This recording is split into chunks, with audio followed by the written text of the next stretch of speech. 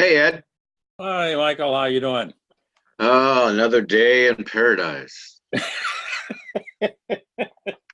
Yeah, I've And always found you inspiring. yeah, and I feel like is it Mowgli in the Jungle Book? Yeah. Except I'm not afraid of the animals, it's the people I'm afraid of. Well, that's a worthy thing to keep in mind. Yeah. I mean, I love them a lot, but man, Jesus. Yeah, yeah. So how's the weather? Huh? Sorry to interrupt. Go ahead. Yeah. No, go ahead. I was just going to ask. I have to ask. How's the weather your way? Actually, we've got what the Germans call a golden October. Oh And yeah. so, yeah. So it was yesterday. It was 25 degrees centigrade, which is about 78 degrees Fahrenheit, I guess, somewhere around there, almost 80 degrees. So does that translate to Indian summer here in Southern California? Yes, they call it old wives' summer here. Oh, okay. Yeah, Okay. we called it Indian summer back in Pennsylvania as well. Yeah. Okay. And in Bad Hersfeld, the city near where I live, they have the oldest Volksfest in all of Germany. It's been No kidding. it's been running since 832. Uh-huh. They have it every year, and it started yesterday. Yesterday was the kickoff, and they light a huge bonfire at precisely noon on Monday. And the fire has to burn continuously until 6 p.m. on Thursday when it's put out. Wow. And if for any reason the fire doesn't go on or it goes out beforehand, then the festival will move to a Fulda, which is a city south of here. But it's never left. Yeah. It's we've got a lot of tradition. So I was up there with my grandson yesterday for a couple of hours to go on the rides and see what was going on. Get something. Oh, that fun for you? It's fun for me. Yeah, I love spending time with the little guy. He teaches me a lot every day. I hear you. I think that's very true. I think that's very true. He's my current mentor. Yep. Very much they are. When I look in the eyes of the child, I'm feeling my own child inside. Yeah. I can almost remember what it was like. It's been so long. Yeah. You can almost, but when they get you to laughing, I think you do feel it. You may not remember it, but it's a memory of feeling more than anything else. It certainly is. You know. That's why one of my favorite things from Jesus is telling, and I'm paraphrasing, hey, you need to have the eyes of a child. Yeah. Kids get it. Yeah. Oh, okay. Oh, okay. Doug said he was going to show up. Good. Hello, gentlemen. Hello, Marco. Hi, Hello. Doug. Hello. Okay. Hi, everybody. Hey, John's back. Hi, John. Hello. I have a different technological setup right now because my computer is in the midst of some kind of crash and this. It's not its fault. I upgraded the operating system kind of on a whim when I should have given it a window of time when I could deal with issues. But I decided for some reason to do it like on Friday, I wanted to get things upgraded in general, you know. But it totally went wrong because after the upgrade, I could not open Safari. I could not use it at all, basically. So I'm on another device right now. And I'm going to have to reorient to speaking to people in little boxes.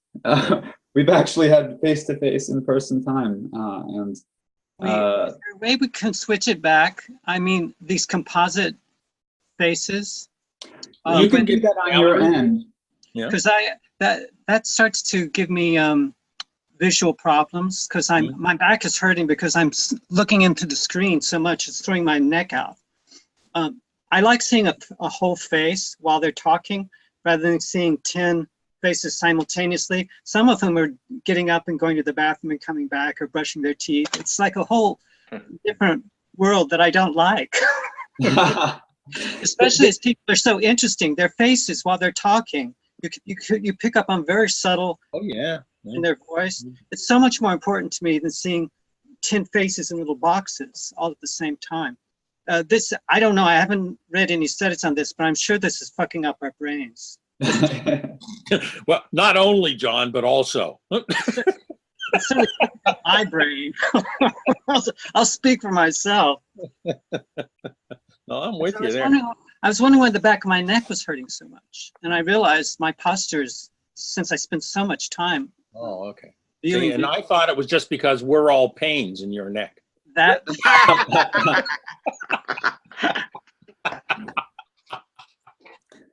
Technically, there is a way to do that. And on your end, John, you should be able to, there's a little button on your, it should be on maybe a upper right of your screen, which allows you to switch to a speaker view. There are two views, gallery and speaker. So if you switch to speaker view, then you'll see me talking right now. Okay, cool. Okay, I see you now. I see you now. Yeah. Oh, I see gallery view. Okay. That's it. Yeah, that helps a lot. Okay, cool. Okay. I think here we all are. Doug, how are you? I'm doing all right. Well, what would you like to talk about? We did I'm just coming off of the GEBSER conference, which took place in Boulder. Today is October, 15th? And that was 11, 12, 13th. And I had, the experience of going to the conference, which this was my experience, is like a series of encounters or a series of conversations, not all of which linearly line up as a logical progression, but kind of have this mutational quality that Gebser describes. And I felt like it was a special occasion because of the people who were coming together, and because I think you rarely in real life, so to speak, get to have that kind of FaceTime with people in that kind of context, having those kinds of conversations, and not just conversations, but also the shared experience of being there and being in that particular place. It seemed significant, and it was significant, that the event was held at Naropa University, which, as the theme of the conference, had to do with the meeting of East and West in Gebser's thought. Although not all the presentations directly related to that, but that being a theme, Naropa provided a context where that actually happened in the work of Chogyam Trungpa Rinpoche and all the various teachers and artists and poets that he attracted there, including I think Ken Wilber was partly attracted to this area because of the presence of Naropa, and had been reading Trungpa's work and influenced by his teachings. So it was a wonderful time. Jeffrey and Heather and I did a presentation on Sunday on the quantum and field poetics, which we rehearsed for last week. And I had a number of other interesting conversations and experiences. There was time outside. There was time for dialogue, for open dialogue. And there were intellectual presentations and ideas. And I think interesting lines of inquiry opened up. And overall, it was this wonderful group of people, and I enjoyed it. And I'm recalibrating myself now, coming off of that experience and the kind of stress that I felt leading into it because of the presentation, and also a poetry reading, a poetry gathering that we organized for the Saturday night of the conference, which was a kind of thing unto itself. I don't even know if I would want to talk about that today, but it was, for me personally, it was a bit of a convergence, and I had to really focus on it. And I had some sleepless nights leading up to it as I was trying to write and think things through and organize, my my contribution to the event. And so I don't fully have it all parsed out or figured out or have a clean narrative about what happened. And whatever narrative I have is just my own. And if Jeffrey or Heather were here, they have other things to take care of, but they would certainly enrich and transform that narrative. And I think what's interesting about it is that it's a conversation that will continue to variegate, as each of the individuals who came to the conference go in their separate ways, but then reconvene in these other contexts, like conference next year or some other kinds of events. So I'd love to hear what you were able to see of it, because some of these sessions were live streamed, or what bits of the conversation would be interesting to discuss. Any other way that I could be helpful in terms of reflecting or maybe transmitting some of what I may have picked up there into the space that we have here.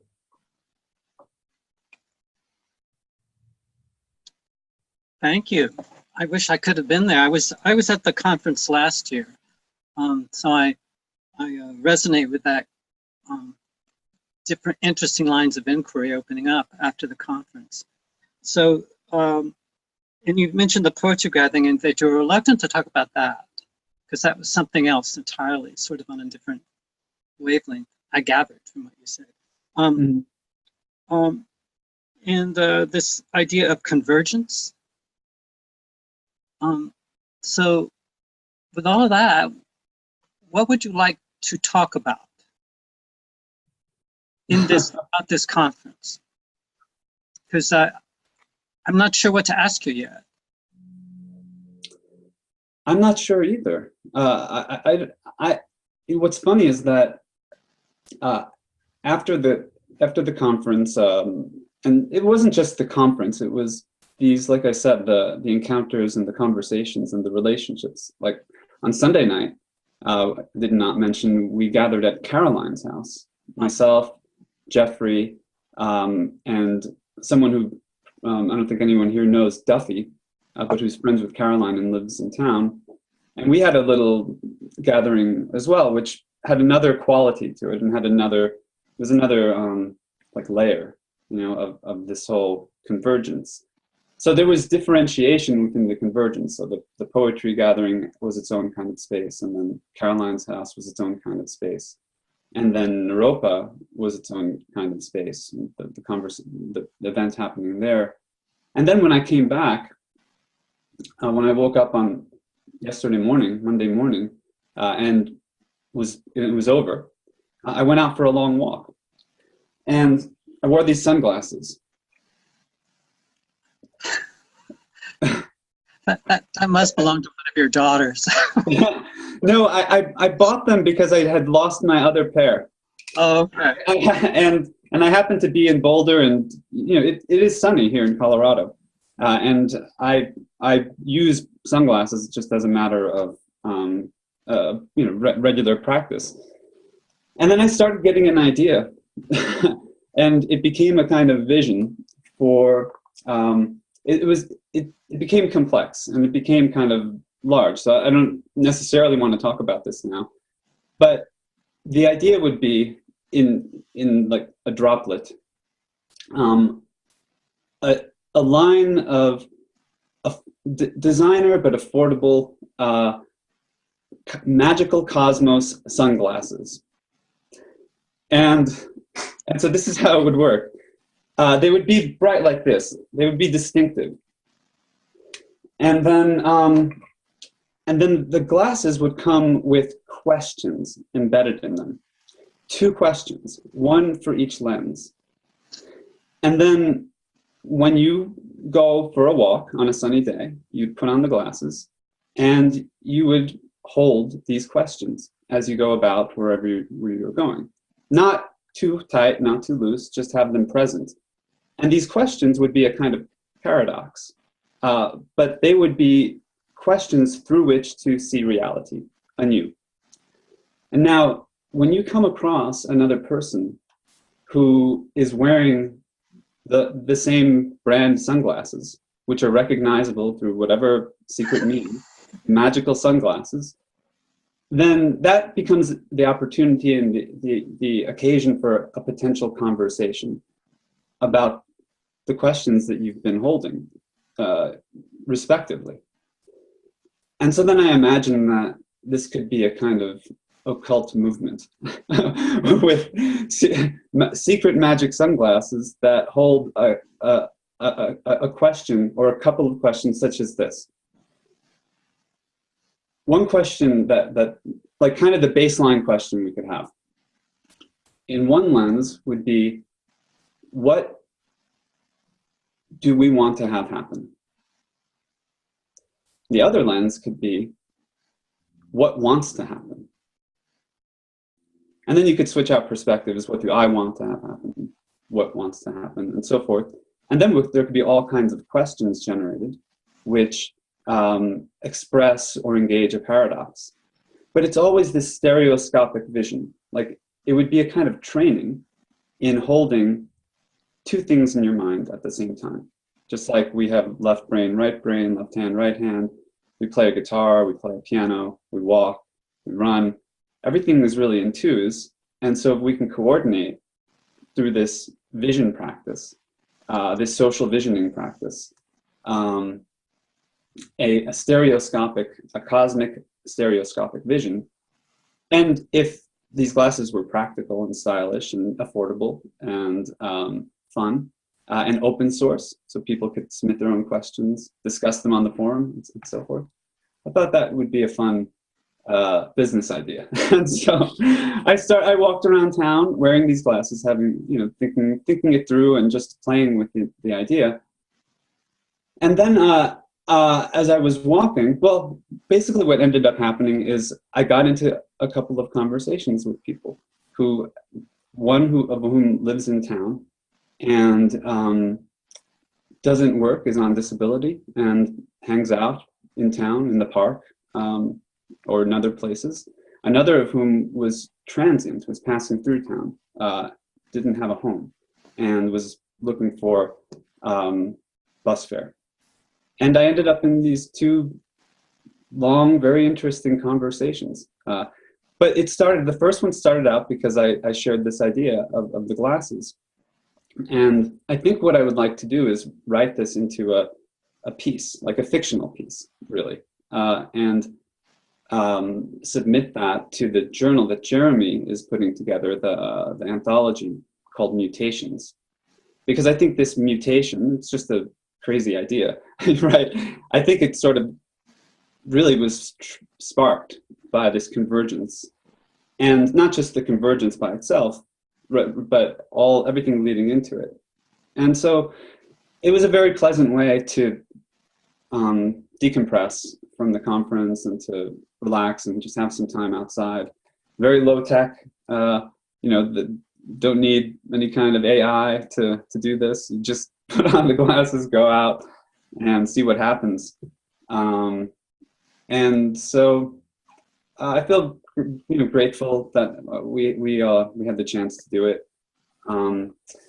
Lisa Murawski was there, and she shared a poem with me, which I could read later. I think it's really poignant.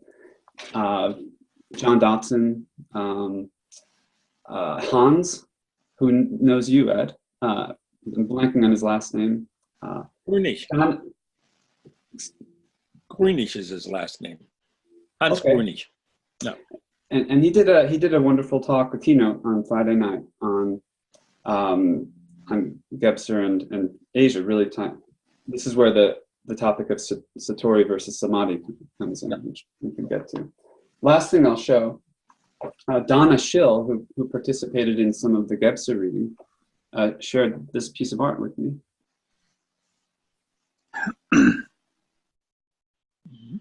And I can explain that later. There's a story behind that as well. But does that help at all? Maybe opening up some potential topics? Yeah, the secret magical Cosmos sunglasses. and vision. And as I free associate, I think of vision logic, a term that we bounced around last time. I think it comes from Wilbur. And I think we also talked about Google Glasses on one of our calls. Maybe it wasn't last cafe, but so I'm just free associating. I also remember you were talking about someone else with the secret magical cosmos glasses, sunglasses coming towards you. And I just couldn't help but think about if you meet the Buddha on the road, kill him. No. I know, it's a little morbid, but I had to get that out. So I'm sharing my shadow effects with all.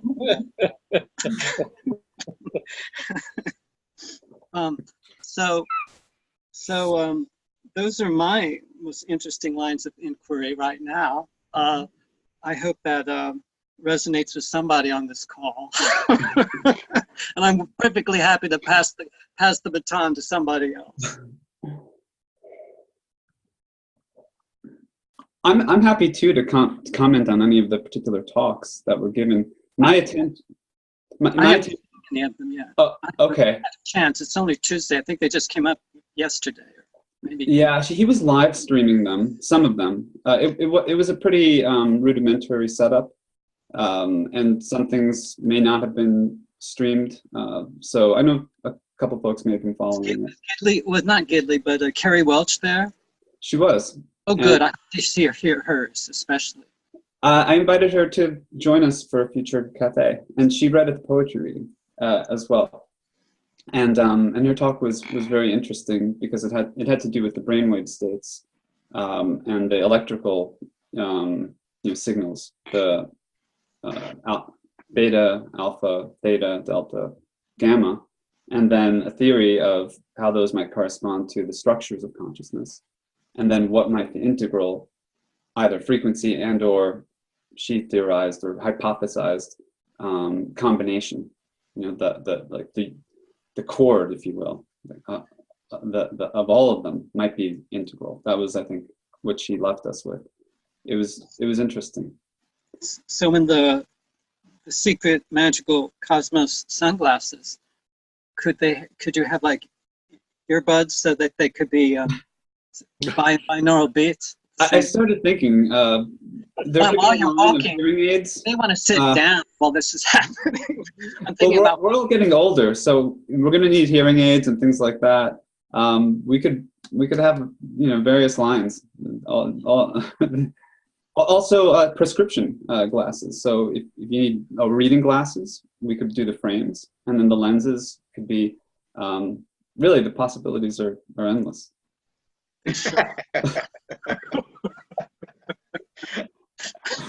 So if I understand, you were really going multi-perspectival through this whole thing. You were.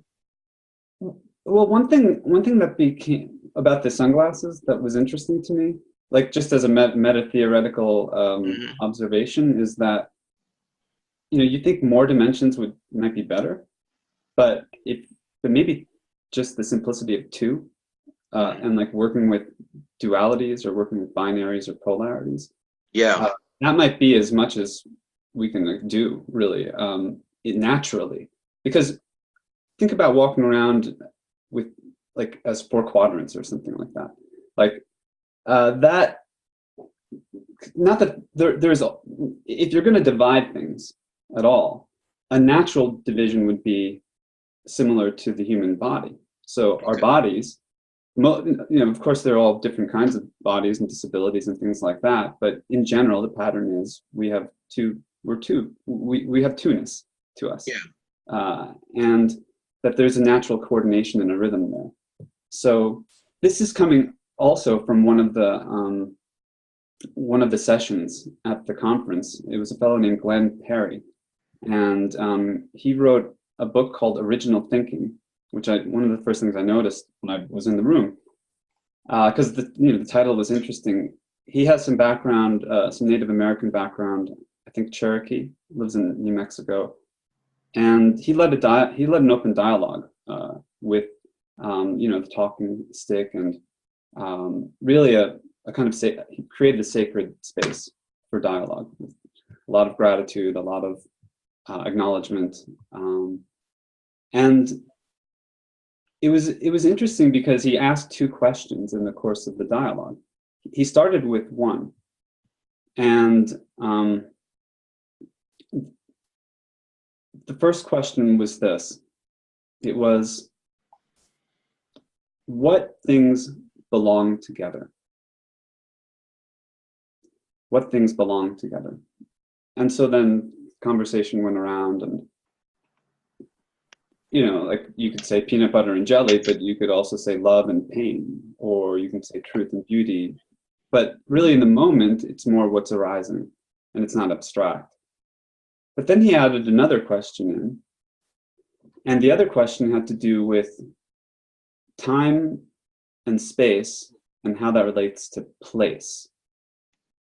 But what was interesting with respect to the sunglasses is that the second question didn't supersede or cancel the first, and he invited us to hold them both in the space simultaneously, so that we might, or what might come through in the dialogue, could respond to either or both, and really the field, you could say, that they engendered.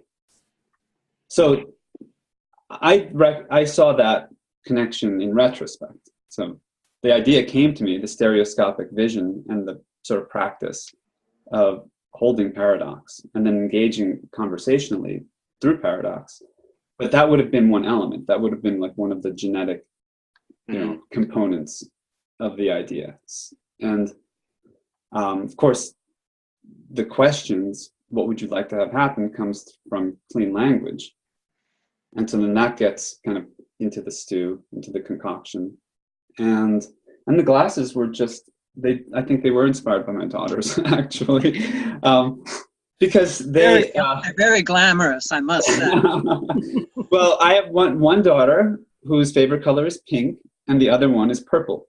And this is kind of pinkish purple. It's kind of just in between.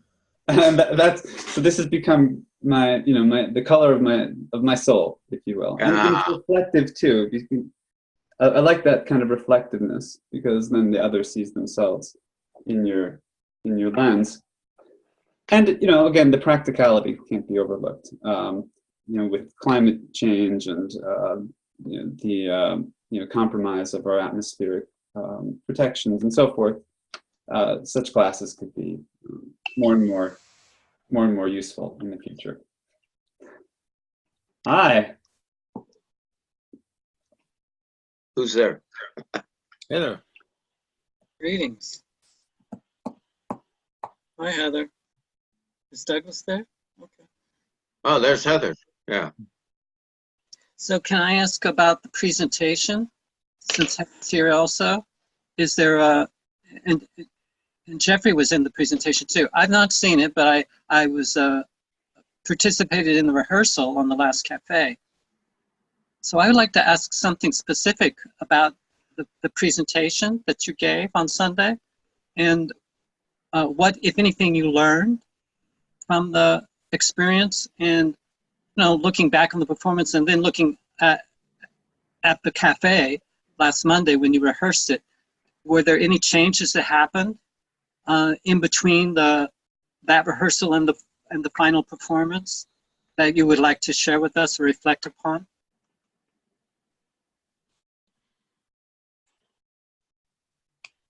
Heather, are you there? It's an open question for either one of you or both of you. Oh, I want to make sure she can hear, though, at least. Hi, guys. Were you talking about me? Did you hear the question I asked of you? No, I didn't. I just dialed in. So. Okay. Should I repeat that, Marco, or do you want to just go with that, or? Well, we've been chatting for the last, I guess, 30 minutes or so, and I was giving more kind of my own subjective recount of the weekend. I was sharing an idea that I had yesterday, which had everything and nothing to do with the conference. And then you popped on, and John asked about our presentation, the one Jeffrey and I did. Oh. And Okay. what changed about it, or how did we approach it after the rehearsal that we had done last week? Yeah. Cool. So I'll listen for a minute. I'm driving, so. Okay, well, that's my sort of meta question, I guess, is what happens next? I'm just looking at sort of the history of the transformations that have occurred in the last couple of years as we move from study to study group, and how do we choose what we're going to study? How do we choose what we're going to talk about from, each group, each conversation at the cafe has morphed in many different directions. And one of the things that we did study together was the Gidley paper on Gebser, Steiner, and Wilbur. And she referenced a lot of Aurobindo, Sri Aurobindo. And one of my motivations, and I think it was shared by others, was let's put those three together. And many of us already are pretty familiar with Wilbur, and see what happens next. And so we're already coming to the last lap, I think, of Life Divine. And so my interest is in, okay, now we can, when we finish this, I think it will be a phase. We could say, okay, this is a big chunk. Within that big chunk, there are lots of little chunks. So we can chunk down and chunk slow. I got that from Kerry Welch, actually, chunking slow, or maybe it was Garfield and Welch had an interview. And that's been a rallying cry for me. Can we chunk this down? Chunk it slow. And I think in our last Aurobindo call, I invited people to look at Michael Murphy's list of metanormal capacities.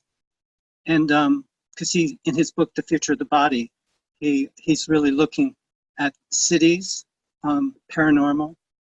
He calls it metanormal. And how Aurobindo was very upfront about exploring these cities, which in many traditions is frowned upon, that you shouldn't get into these cities at all.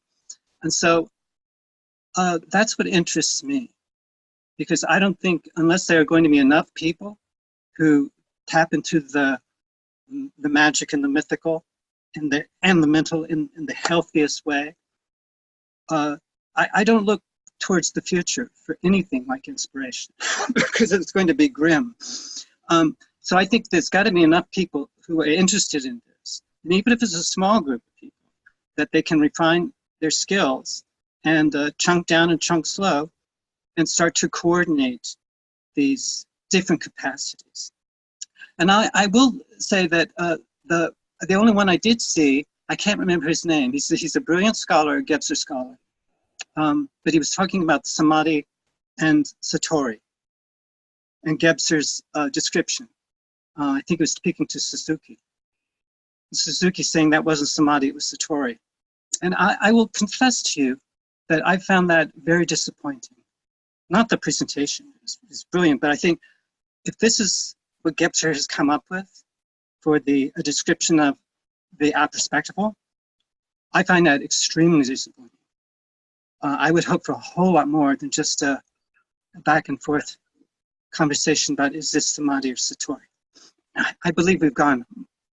Those of us who have explored sex, drugs, rock and roll, and taken a walk on the wild side, some of us may not have, but those of us who did, I can tell you this looks pretty tame. And if you've done lucid dreaming or had any out-of-body experiences or held the hand of someone who's dying, you get lots of flashes of I wouldn't call them altered states of consciousness, but because that would presuppose there's a unaltered state of consciousness, which I've not discovered yet.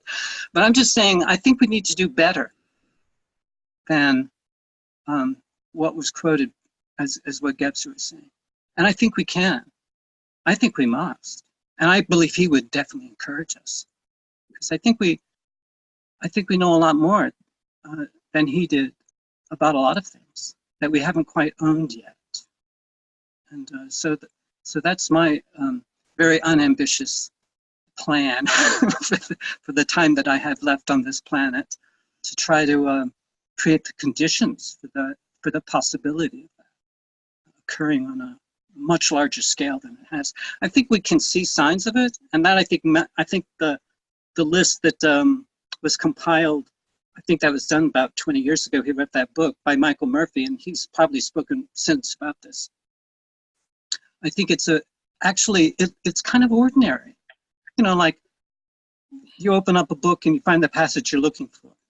You know, those tiny little synchronistic events that happened almost every day. Or the doorbell rings and or you think about a friend you haven't seen in 20 years and you bump into them on a street corner. I mean, those are the kind of things that happen to many of us, I'm sure.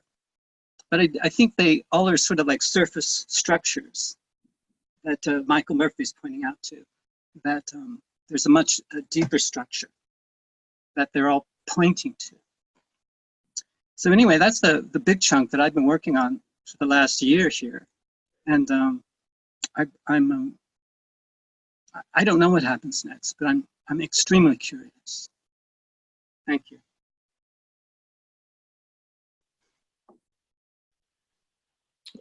If I can just add one thing to what you just said, John. The differentiation, I took the quote that you just referenced between Samadhi and Satori a little differently. There are lots of people who think you get somewhere and you end up somewhere, and that integrality is like being somewhere or being some way. And I think what the Gebser Suzuki interchange points to is it's not what you think it is. We love to categorize, we love to define and say, well, it's this and it's not that. And that's not what either of them is actually talking about. Not everybody has had, no, let me rephrase that. Everybody has had the metanormal / paranormal kind of experiences that you've just described. But the number of people that I have encountered or met in life who were even slightly aware of what they went through very rapidly approaches zero statistically. It's just a handful in the end, because we lack that fundamental awareness. I only saw one of the presentations thus far, and that was Hans's. And he talked about the space of awareness and focusing in, and how subject and object kind of arises in an awareness space, and eliminating this duality. And it's not so much an elimination as the superseding of, getting over it, getting through it.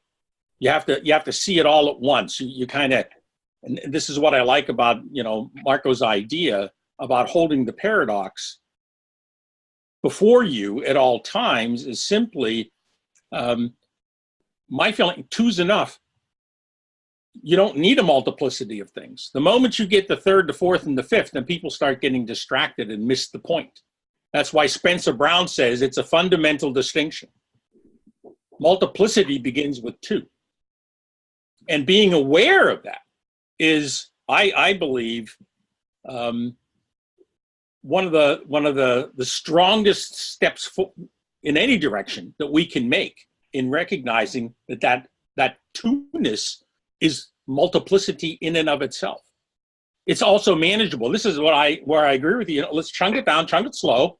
You don't need all of it. You can do it with two. You can experience that whole range with just two, if you get down to that. You know, so it's this increasing the awareness of what I am experiencing at all times.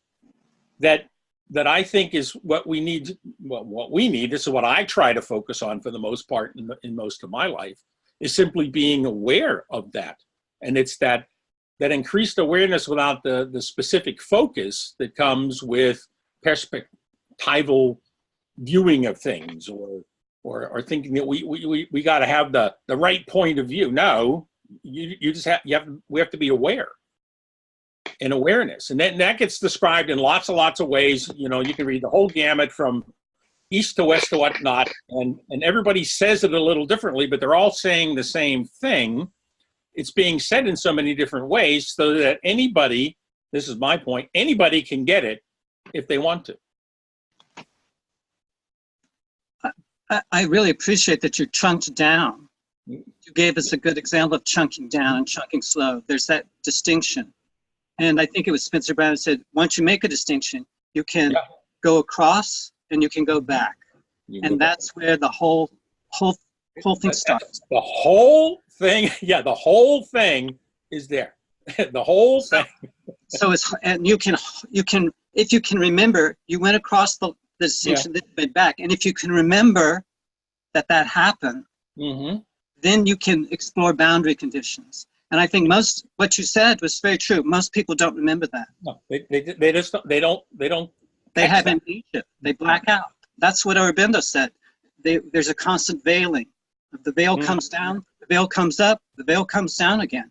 I'm hoping that we can lift the veil and keep the veil up long enough so that we can decide we want to bring it down, rather than it just automatically doing so and obscuring something that we knew something happened, but we had no clue what it was. Well, what it was. It's a very skill. I hope we can learn. It is a skill, and what factors into this from my angle, and Marco pointed it out as far as the stereoscopic vision, the body naturally sees two-ness. And if you've been traumatized, I think that interferes with learning the skill. I like what everybody's saying here because it relates to me getting back to a childlike relationship, to being able to just hold two perspectives and work with that and feel the field or between them and develop the skill. And that's why I think for me, beginning with the body that naturally does this and bringing awareness to how we've been taught, conditioned to work this skill of stereoscopic, because our family, our surroundings tell us what to do with that. It's only because of drugs, rock and roll and stuff and my trauma that I reset it. I said, no, fuck it. You know, you guys are all wrong. I know what the reality is, you know. But then I learned that, no, I don't know what reality is, but I can practice like Ed's saying. I'm just going to use the phrase holistic awareness, because even though I can see the two, there's a third component. There's a third perspective, that, you know, a spatial perspective that's holding the two that a lot of people forget. They don't feel it, because I think it is more of a feeling than an actual visual thing. It's that you see two, but you actually feel three, if that makes sense. I think it's overlapping senses engaged. Yeah, and that's true. That's true. Visual, kinesthetic, auditory, they're all it's multi-sensory. So how do we learn? We're taught to, I think we're taught to favor one over the other, and not, I may have a certain seeing strength in seeing versus feeling, but we should work with all the senses. John's a big advocate of working with all of the senses. Say that again. Say again. John's a big advocate of working with all the senses. Yeah. I think that's a real important thing. Just to add on one little point, I think that socially, societally, we're taught not to feel. We're actually desensitized. Exactly. We need to regain the sensitivity that is inherent in everything that we do. We have to feel that. You know, the Kabbalists tell us Our feelings tell us what to think. And not be afraid of it. I think the layer Well, of not to be afraid of it. You have to embrace it because. Right, Ed. Yeah. Okay. Yeah. Okay. Yeah, John, I broke you off there. Sorry. No. I am enjoying this conversation.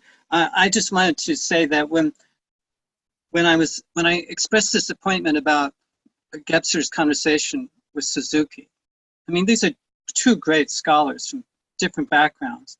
And the conversation about Satori and Samadhi, I just feel it is, my complaint, I don't know what where the complaint exactly comes from, but I think it's because of all these overlapping senses and the multidimensional nature of many experiences that I have had and that others have reported, that I believe, I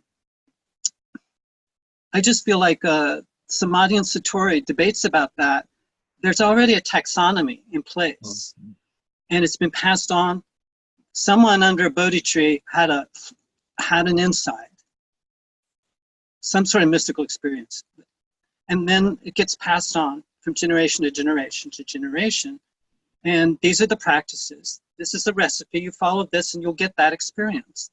And I believe that in the Western traditions, that's there too. And I'm all for those traditions being explored, but I also think that something else is happening that has much more to do.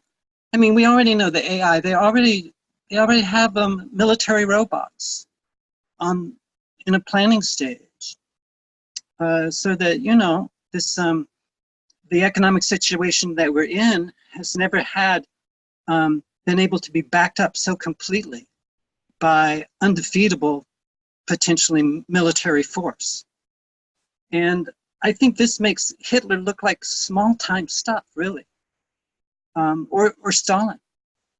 But I think that's why we have to be much more imaginative than probably, our predecessors have ever had to be about how to manage the complex social landscapes that are emerging now. And I don't think we have a whole lot of time to figure this out. And I'm being optimistic. I think maybe 2 or 3 generations. And I'm not of the opinion that we can sit back and just go into Samadhi or Satori or have debates about which one is which and make a whole lot of possibilities open up for the future people that I believe Gebser was referencing in many of his books. And I believe that's where those visionary capacities start to become highly activated. It's orienting towards the future rather than doing comparative studies with some altered state that somebody had 2 centuries ago, and that's been translated into Sanskrit and 100 other languages. I think that kind of task is for certain people, it's a perfect thing for them to study. But I find myself getting very frustrated because I think we can do better than this. Can I jump in real quick? You can jump in real long if you want to. All right. Well, I just couldn't see if somebody else was trying to speak. So I guess, Johnny, one thing that that distinction has meant for me, and I don't know if you'll find this meaningful, it's so different from Wilbur's understanding of integral. So Gebser got his understanding of integral from Satori, which means something that's not mental rational. And like Bonita Roy points out, Wilbur's idea of integral is still a good map of the prism, or it's written from a mental rational place and categorized that way. I think that leads to some of the attributes of it, like the fact that hierarchies are understood so to be such a profound thing. And I think it also leads to a playing down of diversity, whereas a Gebser Satori integral, diversity is inherent in the arising multiplicity. I think there could still be a potential transpersonal devaluing of diversity and what it means, but we lose all that mean green mean stuff, and we get into a state experience of expanding beyond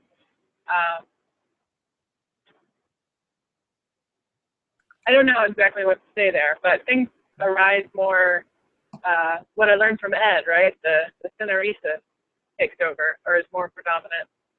I understood that better after reading what Ed wrote about it than I did previously. So I don't know, that's just one of the things that makes a difference for me is I felt like if Ken Wilber had gotten that that's what integral was to Gebser, and that Gebser saw it in real good poetry, and that if he had gotten that artistic piece of it, I might feel better about being part of the Wilber world.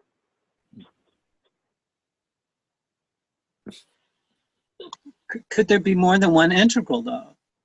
I mean, that's a good question. I think the art scene is nourished by Steiner and Gebser more than, I think Wilber is definitely into the arts, but I don't think he's a practitioner of the arts as much as he is a practitioner of the sciences. I think that's his biggest emphasis. And I think those who are attracted to the weird or the anomalous or the, the strange and the uncanny were, sort of lumped into the sort of magic mythic crowd. I believe that a lot of the Wilberians had not read any Steiner or any Gebser. I think if they had, I think they would have modified their superior tone.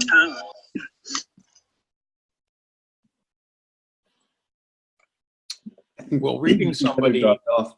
I think, well, change still cells, mobile cells. Oh, the towers, maybe. Mm-hmm. Yeah, can always happen. I think one of the things that, the different kinds of integrals, I think it's not monolithic. This is another thing that I think too often comes up. Everybody thinks, oh, we're all kind of like think the same way or be the same way or feel the same way. And if that were the case, then it couldn't possibly, as far as I'm concerned, be integral, because it's become a monoculture. It's the absolute and everything else is not that. And that's very mental rational. That's the thing that bothers me when I hear a lot of people discussing these kinds of things. It's everything, it's nothing at the same time, because if you look into the history of science, you said the uncanny. Is it a wave? Is it a particle? How does a proton decide which slit to go through? Is as uncanny as it gets, as far as I'm concerned. And an appreciation of that uncanniness, and that our uncanniness is actually, I don't know normality, what it actually is, but it's probably closer to that than anything else. But back to what we had said before, we're systematically taught not to honor or acknowledge that. We gotta clear that out. That's the detritus that it has to be swept away or burnt off so that we can become normal, whatever the hell that is, And I think that's the part that we're actually fighting against, and that's why it's so difficult. Yeah, good move there, Marco. That's the part that we're working so hard against, and I think that's the part that's frustrating you right now, John, because there is a lot of resistance to that, because people want to, what the Germans would say, make it ding fest, make it thing sound, something that you could actually get a hold of or grasp. Well, no, you can't really grasp it. That's just a metaphor that we use for getting something. And we mistake the metaphor for the reality. Well, my main interest is in holding the paradox. And in order to hold a paradox, you have to make a distinction. And I've made several, and so have all of you. Mm-hmm. So we've all made different distinctions, and we can continue to do that. And then what happens? Well, if enough of us can hold the tension rather than turn into a dogmatic food fight about who has the right position, I think this would be an alternative that would be very good for us and for everybody else than that typical kind of polarization that happens. And I think it's about our maturity that we can come forward with a tension that we're holding And it isn't going to be pleasant all the time. Sometimes the one who holds the paradox, it's very uncomfortable. Whereas the person who doesn't hold the paradox, but is feeling totally right about everything, feels fabulous. Well, it's like the metaphor that the person that's holding the paradox is the bridge, and he gets walked on by both sides. Oh, gosh. You know, and I'm a wrestler, so I know what it's like to have somebody on my back that I don't want on my back. You know, but I concur, John. To me, it's that skill set of holding the tension that has become the most present in my life, is holding the tension, because out of my life experience, and my trauma, I learned I was letting the tension. I was reactive and reacting to the tension, and it was out of a conditioned response. Mm-hmm. And so the trauma reset my goals, kind of say, and I'm still working with the skill set of holding the tension, but I do it a lot better than I did it 5 years ago. I do it a lot better. I did just recently have a incident on a bus where somebody was trying to preach to me about the Bible and stuff. I said, "You need to shut up. I don't want to listen to you." Because he was preaching from the view of being a sinner and stuff, and I was trying to listen to him, but he went down that road of sinner, and amongst the whole people on the bus, I said, "I don't want to hear you anymore." And I told him, "I'm not going to listen to you." He kept talking. I turned and looked out the window as everything was going by, and I modeled, "I'm not listening to you." And but I did it a lot better than I did it 5 years ago, because I would have been screaming at the top of my head, "You freaking idiot." But that's holding the tension right there. Yeah, exactly, Marco. Because you're being nice, but you're also, being, practicing self-care, basically, right? And a form of authenticity. There's a thread of being authentic in those situations too.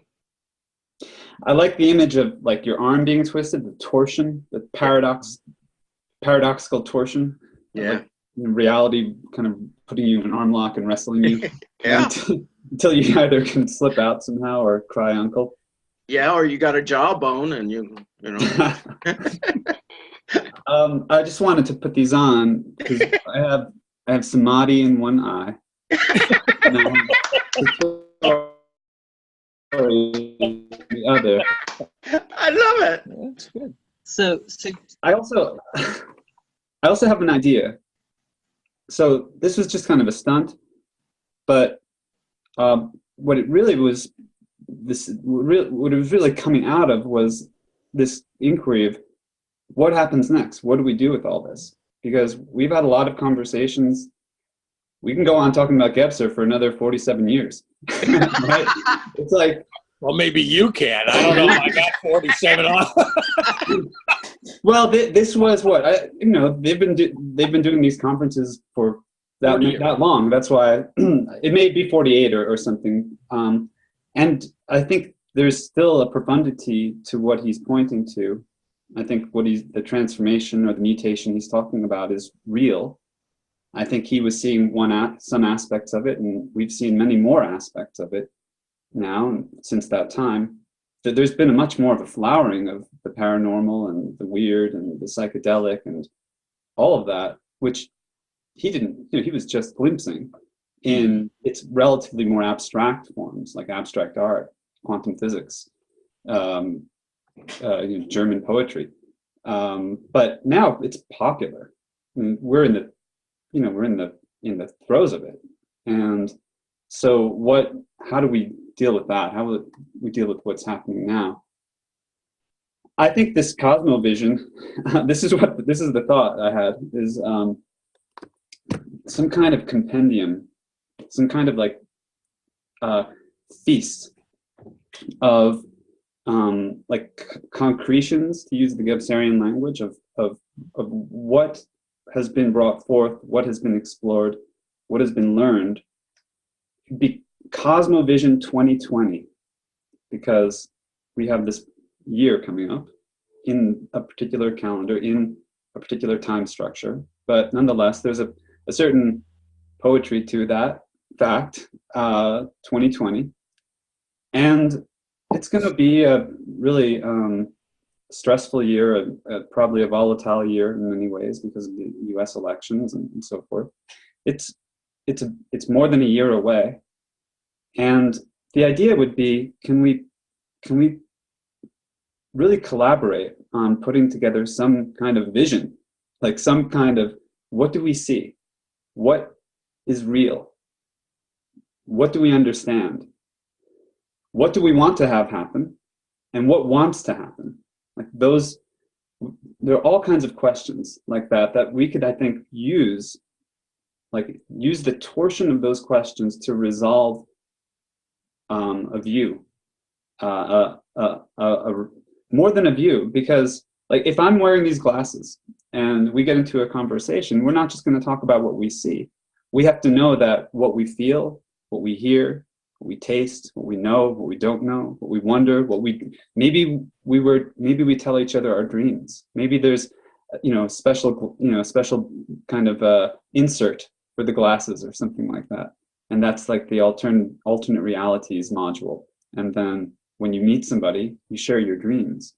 And maybe something is learned there through this occult meeting. I'm just playing with that. But we're already doing that on alternate.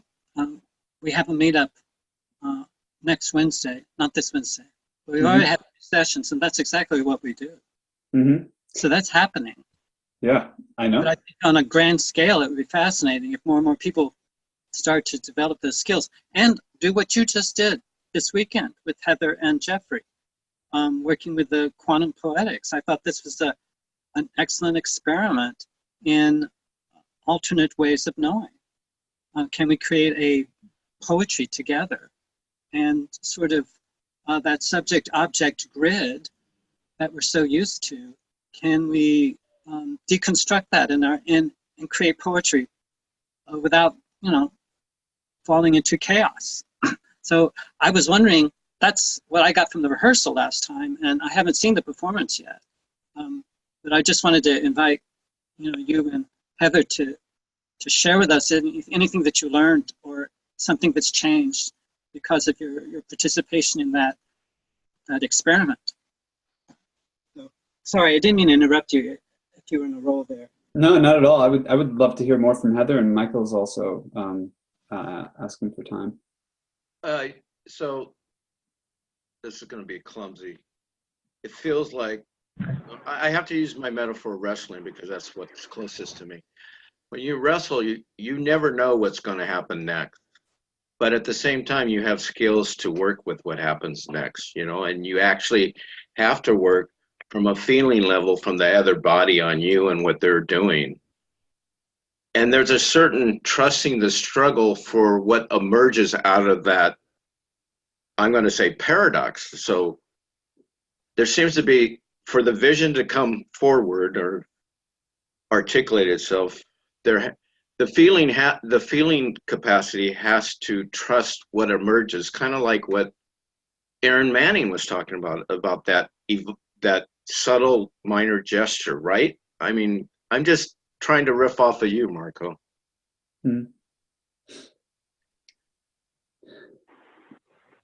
Yeah, Mark Jabbour had posted an article at one point, and I forget exactly all it was about. But the final point of it had something to do with how social harmonies are established, and it not having so much to do with following a particular way or set of rules, but with a lot of very small interactions.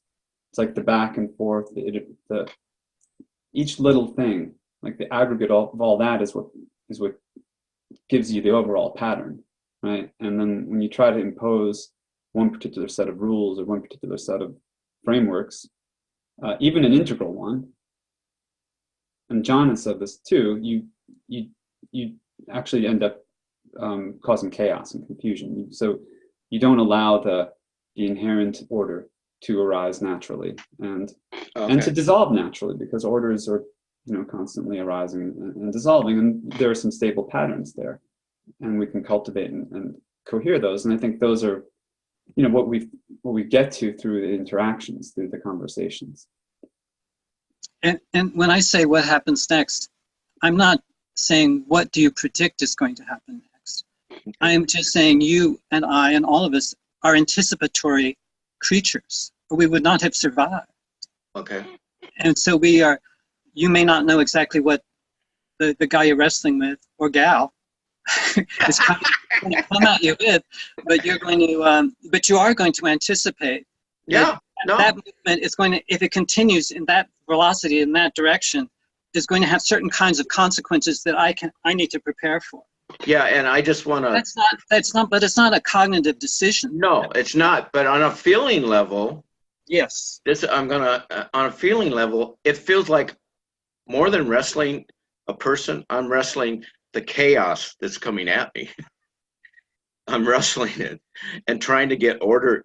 There's a very visceral, muscular, trying to put order to this, whatever this. There's a person, but his moves are chaotic to me, even though I try to anticipate them. You know, you're right, John. You do try to anticipate, and it's just a matter of skill set, of trusting your own training and knowing that, you know, it's a crapshoot if you end up on your back or not and pinned. You know, so. Yeah, but there's a I get what you're that's saying. A friendly fight or whether it's somebody you meet. There's a difference in the situation, whether that fight is a friendly fight and you're practicing and you're elevating each other through the intensity of that struggle, where you're training each other, you know, through the intensity that you bring to the match. Right. That's one kind of context. And then there's the kind that happens, you know, on the street. On the bus. Right. Like me. Or if you're writing a sonnet, talking about chaos. Oh, yeah. Or you're doing music with somebody, or you're, you know, changing a baby's diaper. I mean, you have to orchestrate very delicate movements, and you have a desired outcome, but how you're going to get there will vary a great deal. Well, and one thing I can say that, like you made the distinction, Marco, that it's a different context if I'm training to wrestle and compete and challenge myself with other people and then running in on the street. But the practice of training with people, like I feel I'm doing in dialogue with you guys, is safe enough that I think I'm just going to say it contributed to the way I dealt with the person on the bus. And there was a certain, I'm going to say, broadly, an erotic feeling of pleasure that I did okay. I did good by the way I responded outside the dojo, per se.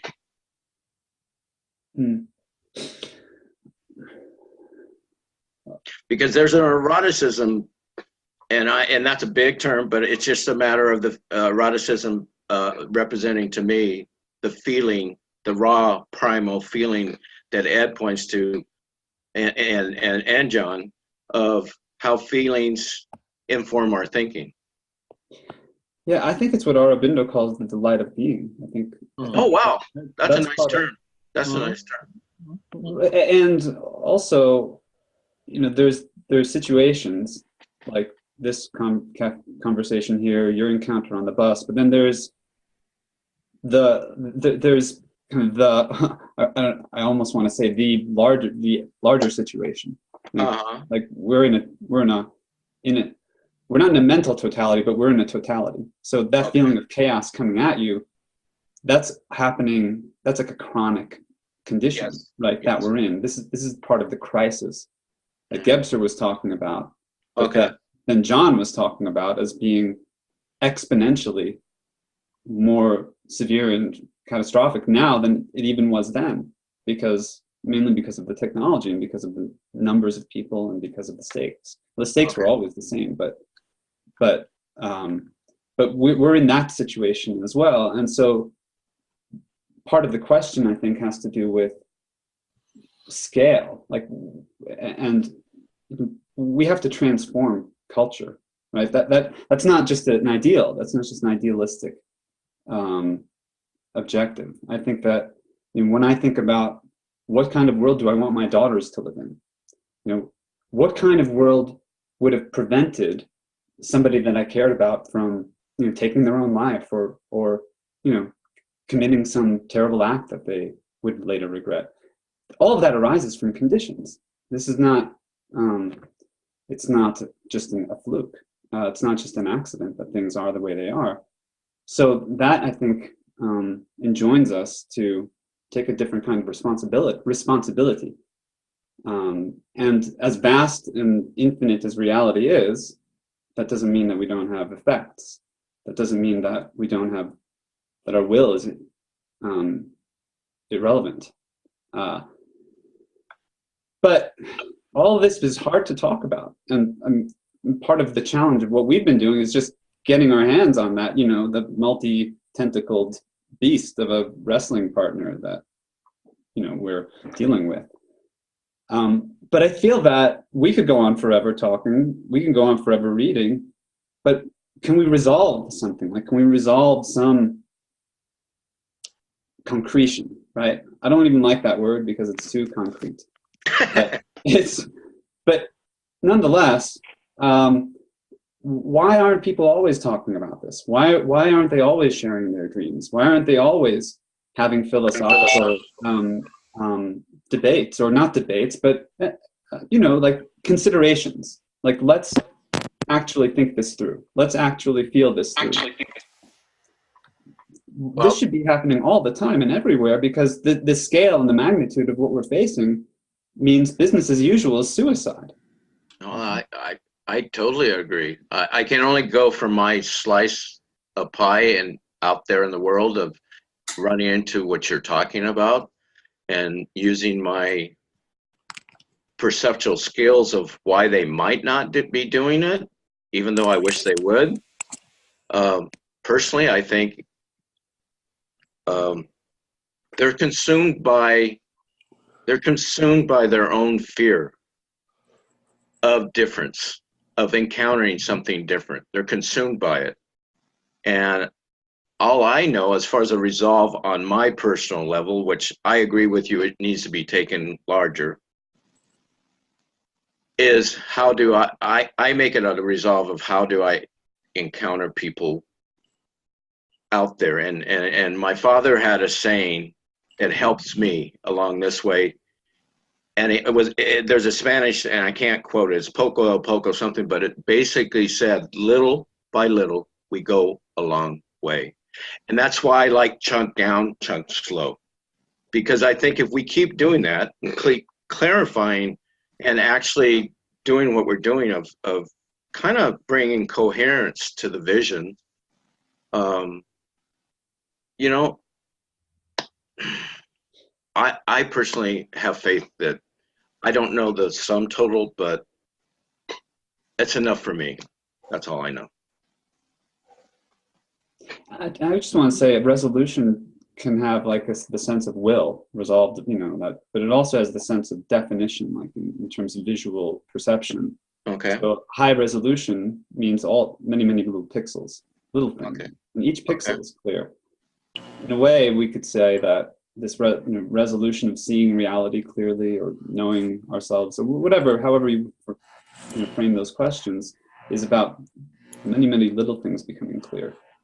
And then the picture that emerges from those is more high def. But that's like the quantum, you know, digital version of it, I guess. Yeah. And I think there's also the more flowing wave-like, mysterious version of that you know, isn't as cognitive. But that's also part of what I think we are envisioning is a polyphasic culture, more fluid culture. Right. One thought I had, this is just an idea, but from Octavia Butler's book, which we read in another group, Parable of the Sower, one of the characters is envisioning and then initiating a new kind of religious movement. And she's imagining what do people need? They need long-term goals. They need big things to do. And she proposes traveling to other planets and making homes on other planets. That this is the destiny that you know, would give meaning and purpose to human life. But I wonder if we could begin to identify some like spiritual, like some imminent kind of goals, purposes. Here's just like a crazy idea. Like, imagine that the goal was to have awareness or consciousness 24/7, right? Like, this is a yogic, it's a yogic goal, to maintain unbroken awareness through all the states of waking, dreaming, deep sleep, and to have access to all those states and be able to move between them through the course of one's realization. What if that were a large-scale cultural goal? What if that were something that could be realized through all the structures of society, education, family, friends, social relations? What if that were part of what was striven for? That would give humanity purpose. That gives me purpose. Like, this is something that we've discussed on the forum, these kind of collective experiments. It's just an idea of the kind of things that would be easier to do if there were a lot of people doing them, and if it weren't so obscure and weird, and if it weren't so much identified with the ashram or with the academy or with any of these other specialized places. Because that and I imagine many more ideas like that could come, and part of the point would be that it would really have to come through the collective. It really would have to come through the field. And part of what I've learned, and I want to circle back to your question, John, and also, since Heather's still here, invite her and loop that back in. What I learned this weekend, one of the things, with respect to our presentation on quantum and field poetics, was that as we got closer to the time that event was going to occur, and as I became less fixated on that performance and the other things that had to be organized and done, put together, and allowed all of the other things that were happening in the field to arise, and to allow myself to witness them and to receive them and not stress. The kind of the stress point, the tension point that presentation was, relaxed a lot. And so I felt a lot more relaxed when we actually presented than when we did the rehearsal. So I think doing the rehearsal helped, but then, and it sort of maybe also made it easier to relax when everybody else was doing their things, and just listen and be present, let the conversation unfold, so that when our moment came, I felt really quite ready for it. And I could critique my own performance and things I may have flubbed or whatever, but the moment felt appropriate. And I think that we all adjusted to each other, and we adjusted to the room in a way that was, in my experience, integral. What do you think, Heather? How was it for you?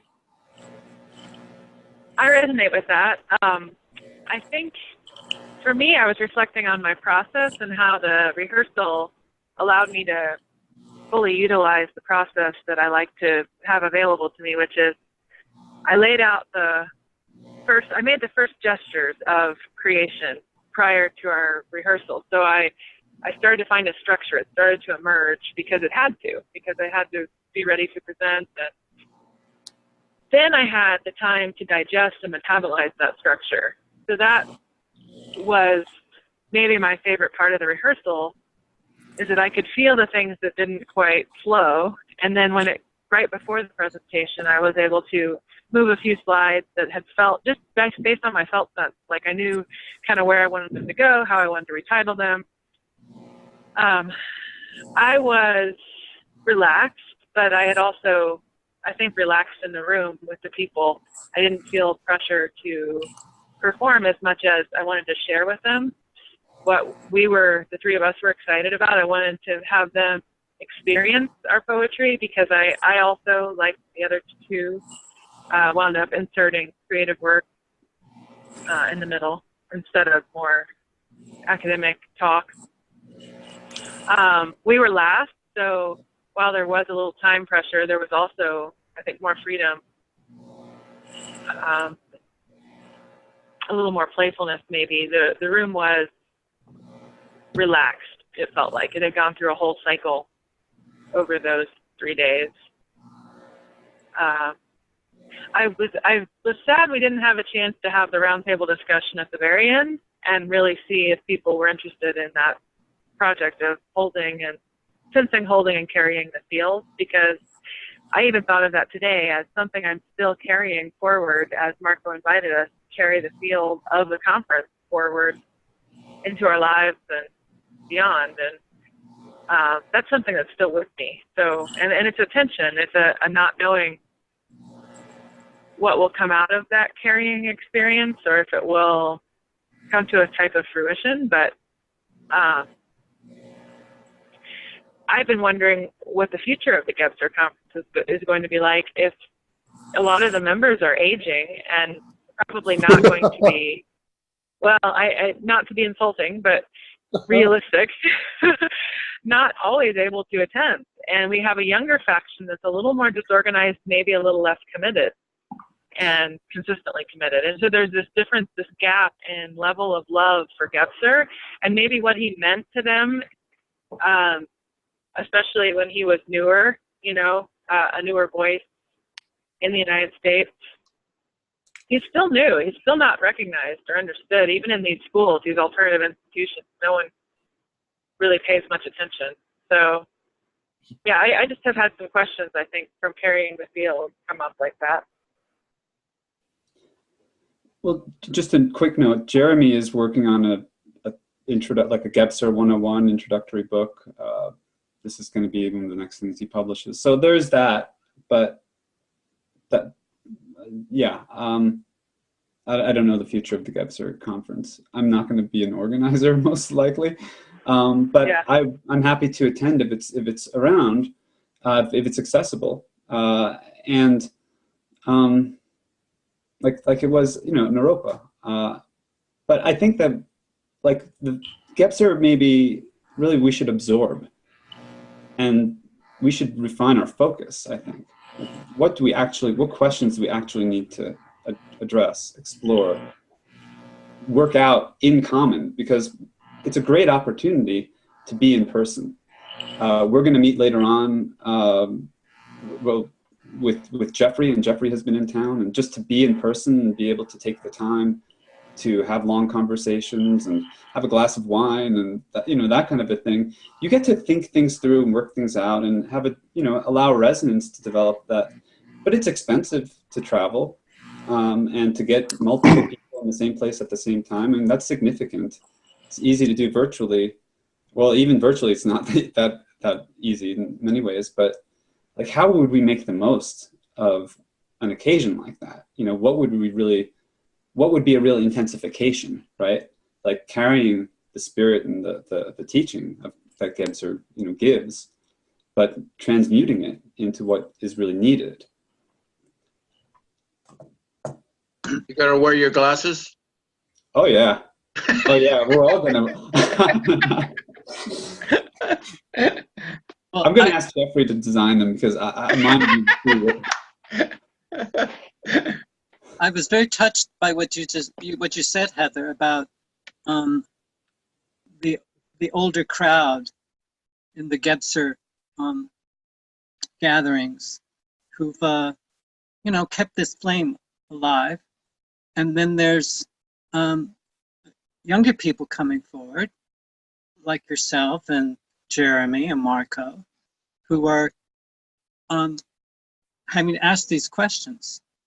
I think it's, I quoted somebody recently, a philosopher of mathematics, and she was just talking about, she looked at all these mathematical discoveries and the initial problem and the conditions for solving that problem often took centuries. So we may be, it's intergenerational. And I think each generation, there are going to be some members of that generation who are going to be weird and odd and not follow that well-beaten path to job security and to the perfect spouse. And I'm moved by that. As I've had these questions too. As I'm getting older, what is it that I want to pass on, if anything? You know? I mean, I've had so many dead ends in my career, in the multiple careers I've had. And I've had so many disasters in my life that I wouldn't wish on anybody. But I think Gebser did too. You know, there are famines and there are wars and there are outbreaks of disease, and you know, your plans just don't work. And so, as anticipatory systems, we have to figure this out. So I think that's a great question. Oh, I remember this, a friend of mine, just to illustrate this. He was in his mid-20s, and he loved Frank Sinatra. And I asked, why do you like Frank Sinatra? Who comes from my grandparents' generation, you know? I couldn't fathom. And then he said, oh, you just listen to the old Frank Sinatra. You don't know him in his middle period. And he turned me on to some Frank Sinatra in his middle period. And I really recognized, oh, this guy had a voice and he had a style. And there's a real charisma. And so now I understand why the people who love Frank Sinatra love Frank Sinatra. But I didn't expect it from a 25-year-old. And so I was the one who was the beneficiary of his sort of weirdness, that he was attracted to something in the culture that wasn't specific to his type or his generation. Anyway, I find that fascinating, what we carry forward, what we drop, what we forget, and what we remember, and how we pass on what we value most, and we do that with as much integrity as we can. I believe that we can anticipate enormous creative breakthroughs. We don't know where exactly they're going to come, or where or when, but we can, I think, confidently know that we're creating conditions for some breakthrough. It may not happen in our lifetime. I think we have to sort of live with that we may not live to see this, but that the future peoples won't be able to thank us personally because they won't know who we were.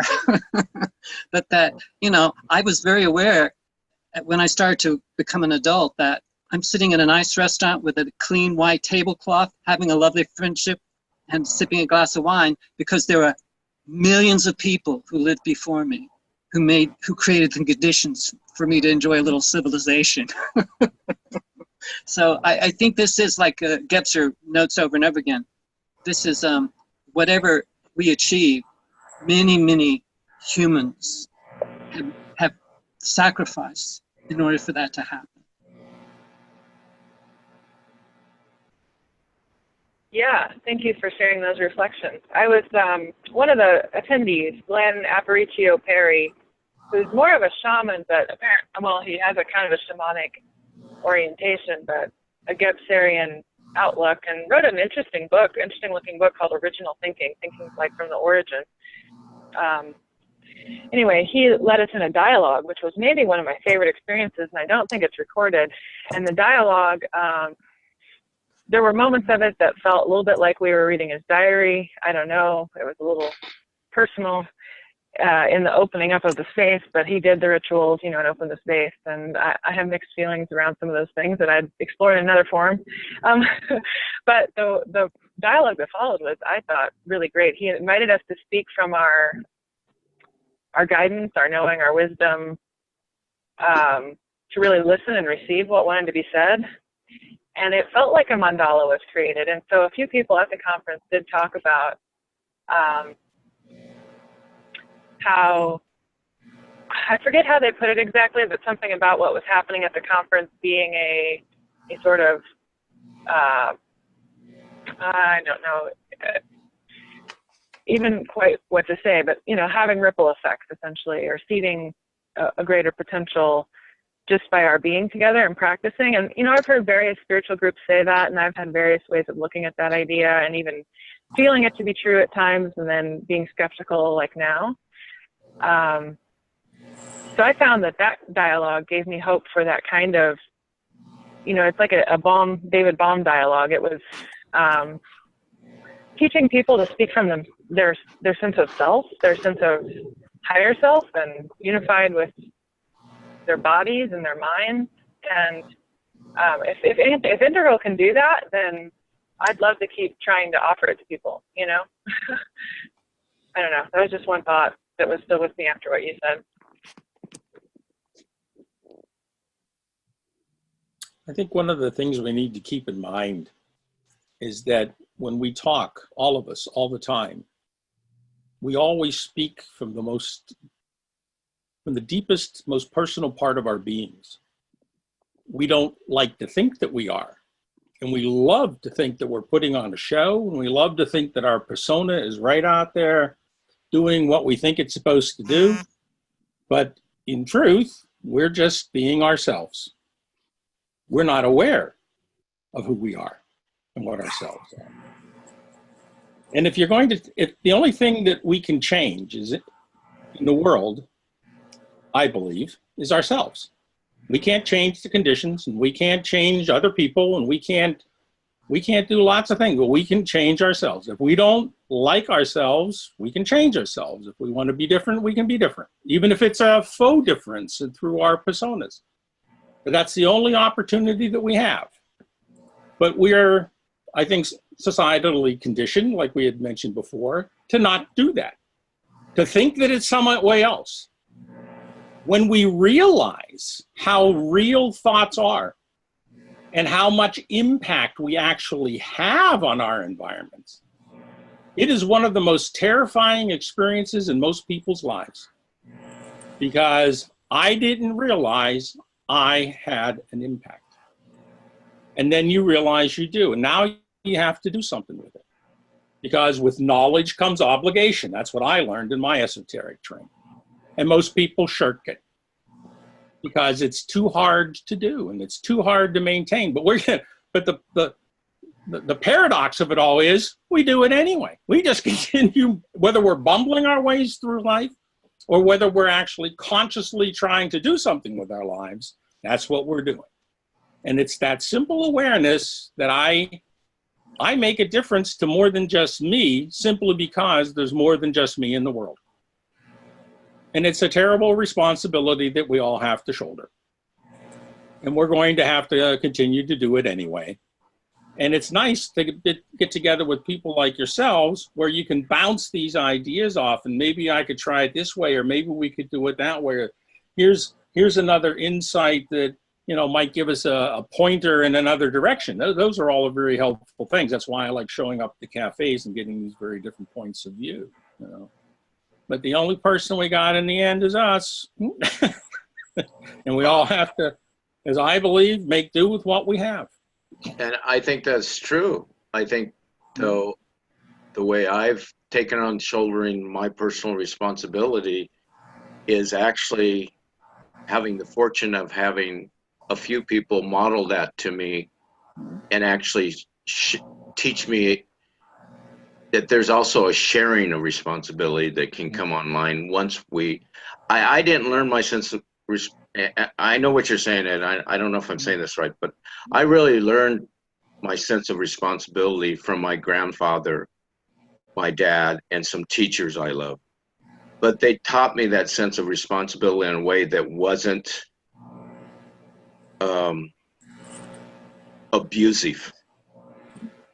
Because I think when I've raised two kids, I made sure I wasn't going to pass on that sense of responsibility as an authoritarian dictator and treat them like, you know, that wasn't the right way to teach my children the way that how real that sense of responsibility is part of their lives. So yeah, I get it. We have ourselves, but I'm so glad I had people to help model it for me.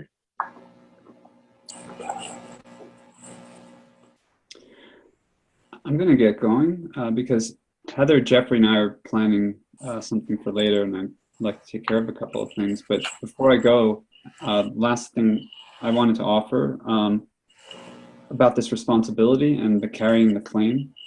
And one thing I noticed and I felt about this gathering this weekend, it felt like these convergences, these occasions, when people get together to dwell on, to think on, to be with the integral, or whatever you want to call it. Like there's this, I'm just going to say trans-temporal, trans-spatial kind of continuity to them. So last winter when I was in New York, and I went to Alex and Allison Gray's Chapel of Sacred Mirrors, I had the same kind of feeling. Like, these kinds of occasions keep happening, and there's a way in which they reemerge, but they're under the surface of things liminally. They're keeping a world alive, right? They're keeping a space of awareness alive. And so I think part of the question before us and me is, how do we keep that alive? Because that's been something that's been carried, millennia, perhaps forever, right? In the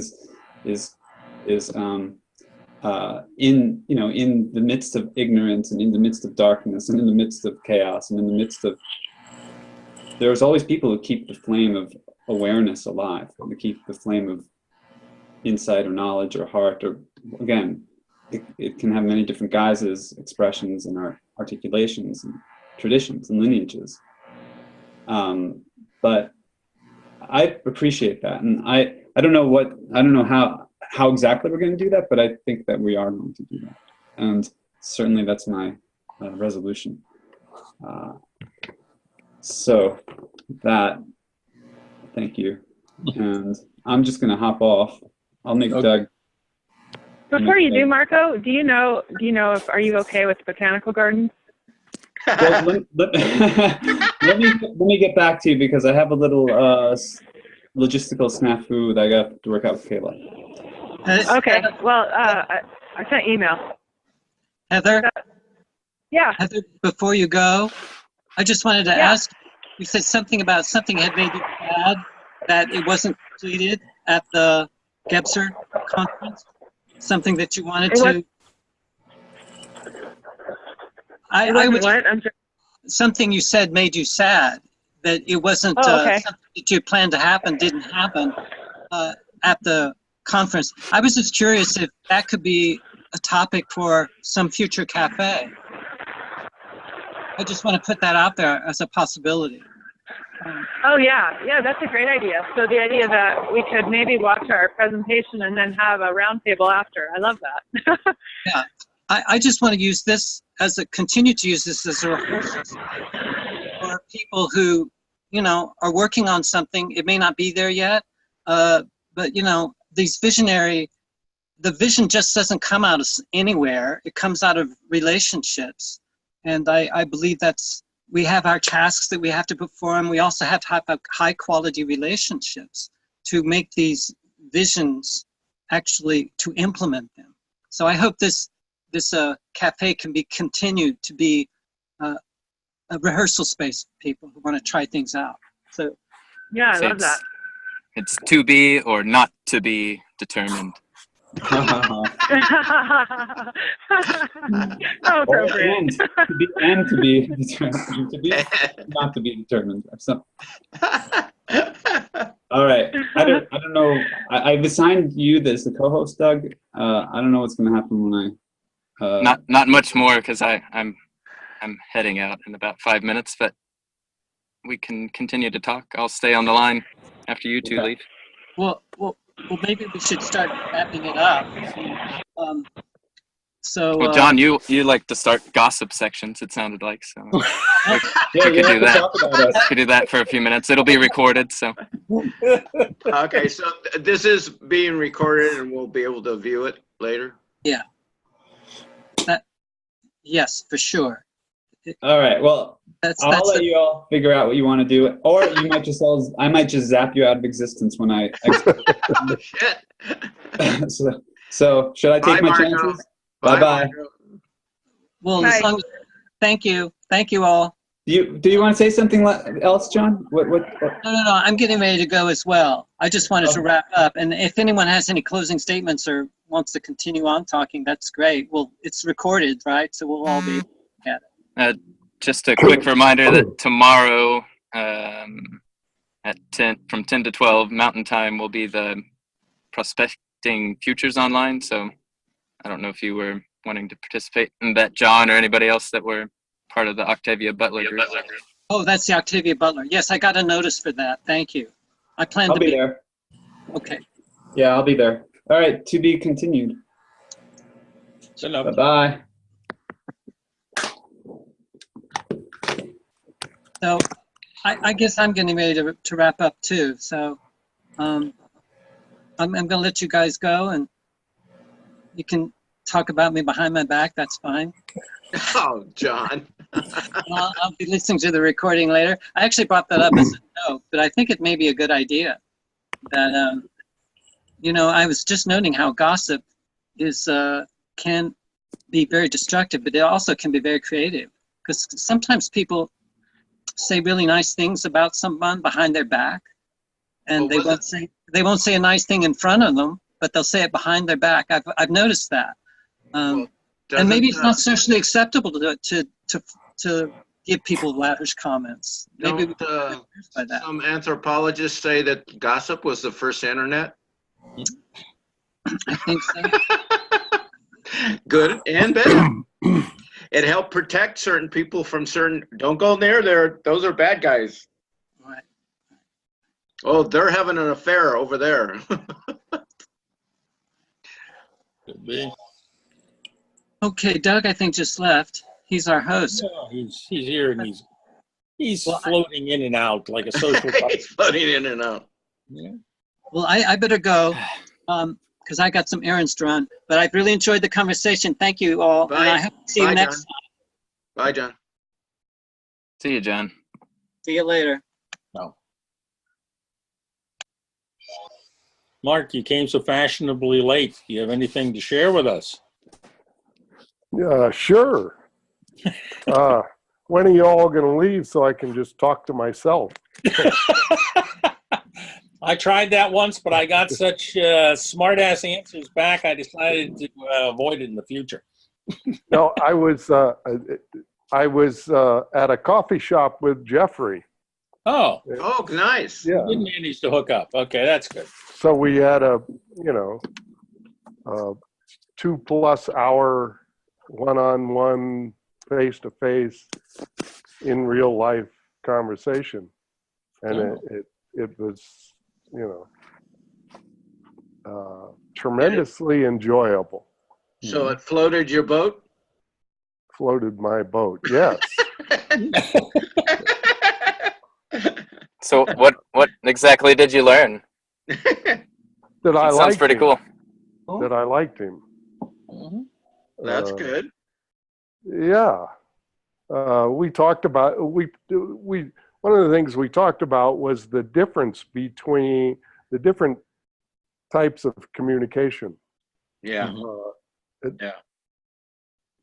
The online versus the person to person, and how there really is no substitute for person to person. There's a vibe you can't get in any other format. And we talked about the book trilogy mammoth thing that he's writing, which, being a writer and a instructor of the process of writing, it was fascinating. So that's where I was, and that's why I was late. So yeah, I got and Marco's left because he's going to meet with Jeffrey and Heather. Apparently they're going to try and find some psychedelic drugs at the botanical garden to continue their Gebserian, They're gonna charge the field, huh? Okay. But it was great. I prefer one-on-one conversations. That's just my thing. Mm-hmm. So, and we talked about a lot of things, and it was great to have a personal one-on-one conversation. And oddly enough, or not, this wasn't talked about a lot. Mhm. Nor was Gebser, even though he was here for Gebser's thing, which he admitted he was here because he could charge us to use other people's money to fund the whole thing. And come see you and Marco and Heather, huh? Yeah, and how that's different than one-on-one, being in a public group forum. Mm-hmm. How all these different means of communicating are different. Yeah, one-on-one and even group in person is different. You know. Yes, that's when what when you add a third person, it changes the dynamic of FaceTime. That's what he was saying about the conference that Heather and Marco were just talking about, was that that's a different experience. Meeting, he met and I don't know if he'll watch this or not. So, and I'm talking behind his back. But I think you wouldn't say it if you wouldn't say it to his face. I think these are safe. I think these are safe things to talk about, in that all those means of communication are different. In that this is the first time he met Marco and Heather, but it was in a group. Yeah. Setting, a public setting, which is different from where he and I met, face to face. We were in a public place, a coffee shop, but it was, just the two of us. And how all those different ways of interacting with people are different. Yeah, that's really true. Really true. And also, I'll just throw this in, and I know you probably agree, is that from one day to the next, each time is different. When when you meet somebody one day and the very next day, it's going to be different. Even except for your wife, that you've come to hate. No, she was the one that put me on the spot that every day is a new day with her. It wasn't the same day. Yeah. So we talked about that. We talked about a lot of things. It was just it was great. I really good. And Marco's left, and at the very end, I brought up the fact that Marco mentioned on some thread somewhere here about trying to get everybody together to have a retreat for the Cosmos Cafe. Right. And I suggested some things to him, and I just came in the second half and getting that there's nothing like people actually sharing a physical space and getting together. And I hope Marco, Caroline, who's ever in charge, pulls it off before I go off into Gebser land. The noosphere. The noosphere. Because it'd be fabulous to just, Yeah, it would be. Well, are you writing about this in your new book? My new book is about the election. It's not about this, although... Well, that's an alternate reality to me. Well, the book pulls everything together. And okay. Marco's in it, for sure. And there's a link to this website and conversation. Oh, nice. It's sort of, it's footnoted. Because I started the thing 3 years ago. I thought it would conclude at the inauguration in the March on Washington, which it does in some sense, the book, but there's been 2 years of things after that. But it's also I've now got the go-ahead. It's been approved. It's in the copy editing process, and hopefully it might be available by Christmas. And you can. Wow. Yeah. You're gonna post that on the website so I can go out and buy it, right?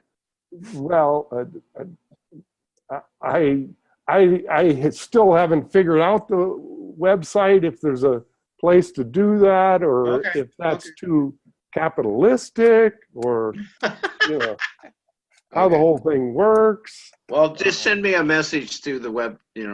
Send me an email or whatever. Yeah, it'd be great to discuss it in full with a group of smart people, the last smart people on the planet. Well, I like to sit. Where the hell are you going to find them?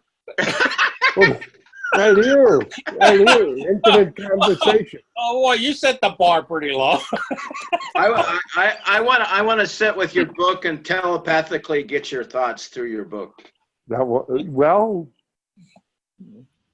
who knows? That's what Stephen King said writing is. It's a form of telepathy. It's a lot of things. It's a lot of things. It's a good. Yeah, right. It's a good thing. Oh, definitely. So, anyway, yeah. That's all I have to say, Ed. Take it away. No, I was just curious. I'm glad you were obliging. It's very helpful. Missed you there at the beginning. I'm glad you had a good reason for being late. Yeah, you had a bad reason for being late. What the hell? You're late. There. This is my social life. Oh my God, Mark! I know. Yeah. Mark, I know. do we need to get a Kickstarter and get you a girlfriend?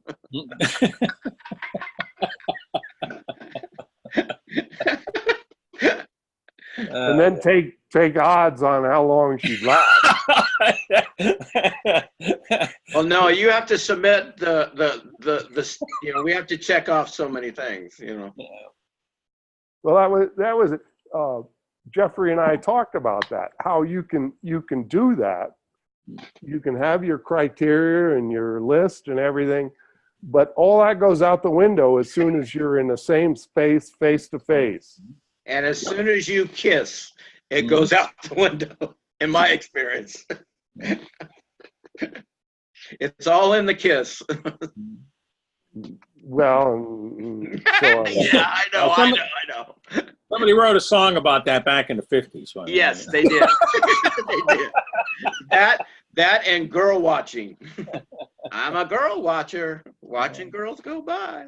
So yeah, one of the things, Jeffrey's book, I don't know if you guys went to his website or tuned into it, but it's futuristic, and it's really an immense project. Wow. Yeah. But he deals with way into the future these same problems that we so sort of like the more things change, the more they stay the same. there you go. Whoever said that that was a wise man, huh? That was a wise person. Yeah, wise person. Okay, you can. They were wise. They were wise. Yeah. So I'll go with that. yeah, it was yeah, it's a shame, Ed, that you couldn't attend this Gebser what do you call it? Retreat. Yeah, it was a conference. Yeah. Conference. Get together, Yeah. party, whatever. Yeah. Yeah, and then hearing people's perspective who were there is interesting. But yeah, it seems like you should have been front and center. No, they asked if I could video in. It turned out that I had things to do on Friday and Sunday evening, and we were kicking around maybe televideoing in on Saturday, and then I realized I wouldn't be able to put something together in time. And then I was informed by my family, I'm always the last person to find out what's going on, that there was a huge family event planned for Saturday. I wasn't even, so I wasn't even here.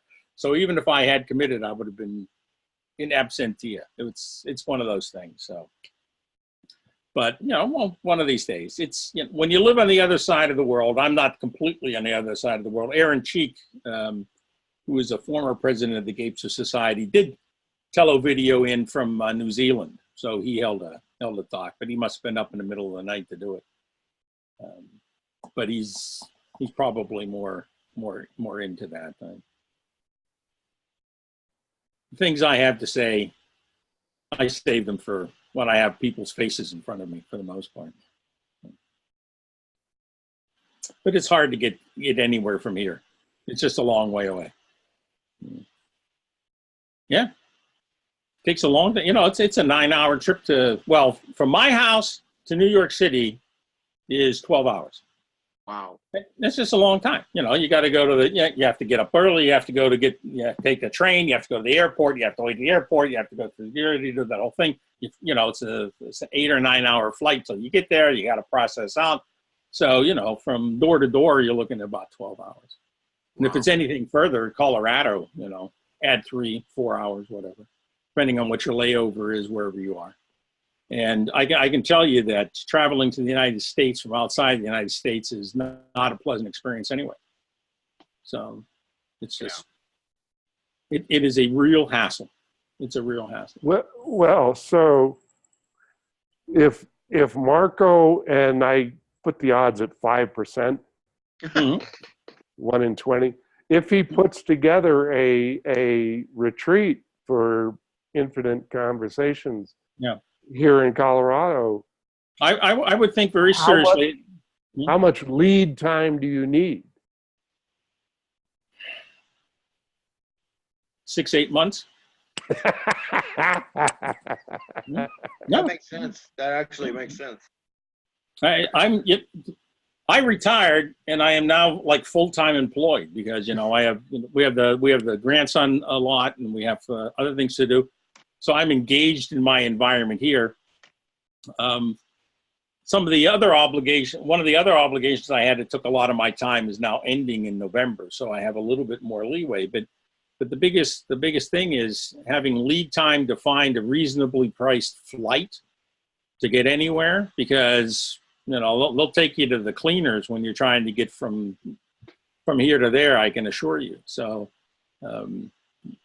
when my daughter goes to Florida to visit her husband, my son-in-law's sister and brother-in-law, they go every September, and they book their flights in March or April because they can get the better deal by doing that. So you need a lot of lead time to get a reasonable deal, because it's not, you can get cheap flights that aren't in the end because you pay for everything. The last time I flew to California, I went with a discount flight, and the seat cost, the baggage cost, there's extra charges for everything. You have different kind of limits.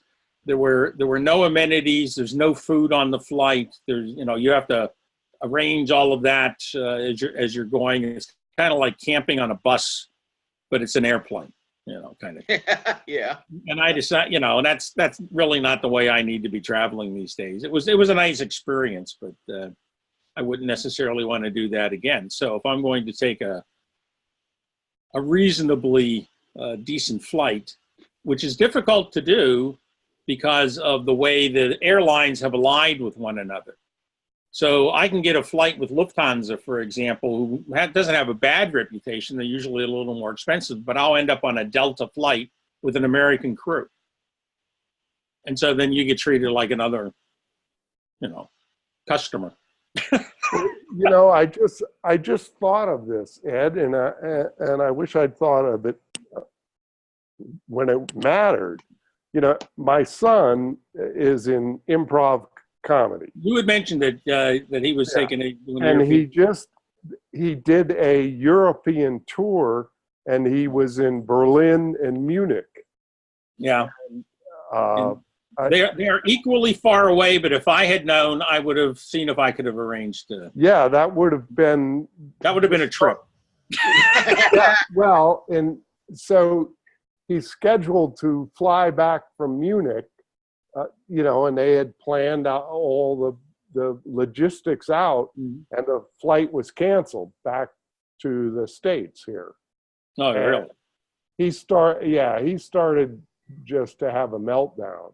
I mean, he did the tour. They went to Iceland, England, and then Germany. Yeah. And, you know, it was just this amazing logistical feat. Yeah. And meeting all these people, and then he's all ready to come home. You know. Yeah, I believe it. The flight was canceled, and he was. I know how. Yeah, I can understand. I've taken short trips for the projects I used to work on, my last employer. And since we always had to take the cheapest flights anywhere, that meant taking the first flight out in the morning and the last flight out at night. And if there are any flights that ever get canceled, it's the last one at night. And I spent more than an extra night in Poland more than once. So I know exactly. We're ready to go home, you know, but. You were military back when I was military with my family. We used to fly Space Available. Space Available. Ring a bell? Yeah, you can't even do that. I remember that. Oh yeah, oh yeah, yeah. Yeah, you go there and take your chances. You take your chances, and that's the way. Oddly enough, a lot of airlines employees have to fly these days. They can book flights.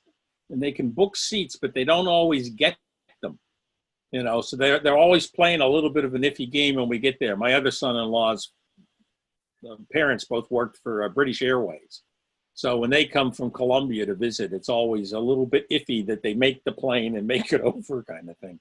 The Space Available was a real trippy way to fly. Anybody could do it, you know. And if you had time on your hands, it was a very reasonable way to fly, you know, if you weren't under pressure. Well, flying used to be fun. Used to be fun, yeah, and it's not anymore. So it isn't. Hey guys, I'm gonna go because it's 1 o'clock. Okay, Michael. Nice seeing you guys. See you in the next cafe. Bye bye. Yeah, can't be more than a week away. Is that it? Well, okay. Yeah. I guess we'll just wrap this up, or you and I'll start. You know. Right, we'll get into who knows what, but I just wanted to make sure you were on the up and up there. So glad to see you got to meet Jeffrey. I agree with you 100%. There is nothing that replaces same space communication. Yeah, you get in the same space. Which all this new stuff, technology, and we talked about it too. It just there's no replacement for it. No. It just, you know, and all those, you know, it's a vibe. It's a friend or foe. It's a vibe. It's a something that's unknowable. You don't know until you're in the same space with somebody. Exactly. And that's why I don't have any delusions that AI is going to be taking over anytime soon, because I don't know how they're going to manage to do the vibe part. And that is actually essential for the real communication between human beings. Is the vibe. I think so. I'm firmly convinced of that. So this is nice in when there's nothing else. You know, so we can get together and there's no alternative. We're so antisocial that we can only communicate with else. With a half a dozen people who are 6,000 miles away, we can't find somebody right next door. We say that, but you know, one of the presenters at the conference, Hans Grunisch, who kicked it off, I've known him for over 25 years, and we met online, and we only knew each other online for probably 3 years before we met face to face. And he was looking for a grad school, and he was thinking about checking some places out. And I said, well, why don't you, I was living in California at the time. I said, why don't you come out and you can stay at my place? And he said, okay. So he was going to come out, and I was going to pick him up at the airport in San Francisco. And he said, and I said, oh, how I recognize you. And this is typical Hans. He goes, we should just know. And that was it. So I went to the airport. I didn't know how tall he was, how old he was, nothing other than he was looking for a grad school. Okay. But we had shared a lot of things online, so I kind of knew a lot of things about him, you know. And this plane from New York empties into, this is in the days when you can actually go to the gate, you know, where the people came out, that kind of thing. And when he walked through the door, I go, oh, that's Hans. And he comes over and said, hi, Ed, how you doing? Because we were able, based on these other things, you know, you'll appreciate this as a psychologist, you do construct aspects of a person and that's the exciting part about meeting them finally face to face, that are either confirmed or refuted based on all of that anticipatory, whatever it is. And you find out that a lot of them, depending on how intense the interaction was beforehand, get borne out. You know, so we pick up a lot, but that's not the substitute. It's not the same thing. You know, it's just some kind of an approximation, and you know, we make do with what we have because that's all we have at the time. But it was really interesting, and we get together maybe, you know, every 5 or 10 years. He shows up, or I'm there, or we happen, you know, our paths happen to cross. Okay, then you know, then we can pick up kind of where we left off. Excuse me, but it's there's no substitute for the real thing in the end. I think that's the thing we just have to keep in mind. And also, as a caveat, too much of a good thing. Yeah, no argument there either. Which varies. Right, it varies. You know. Yes, it does. It does. It does. Oh yeah, it does. Everything's variable. So, Good enough. all right, Ed. All right. Well, you take care, Mark. We'll see you whenever you're online. I happen to be there too. All right. All Have right. a good day. You've still got some of it. My day's over. All right. Good All right. night. I got it.